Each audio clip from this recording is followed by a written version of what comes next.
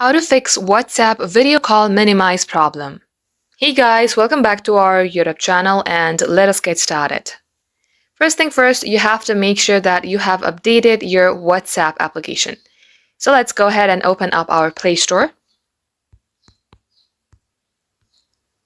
At this page, tap on the search bar, then type in WhatsApp.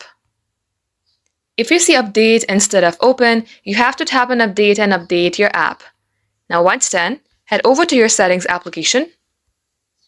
From here, scroll all the way below until you see the option of apps. Tap onto apps, then again search for WhatsApp.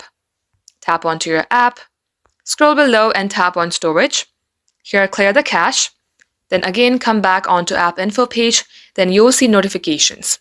Tap onto it and make sure that you have allowed notifications. Once done, tap on permissions. You have to give permission for camera, microphone, and storage for your WhatsApp. If you see any of it, then you have to tap on allow instead of don't allow. Once done, come back and under set as default, tap onto it and toggle off this button. Once done, you will also see a force stop button at the below corner. Tap onto it, then tap OK. Once you do all that, restart your device and that shall fix your problem. Thank you for watching the video till the very end.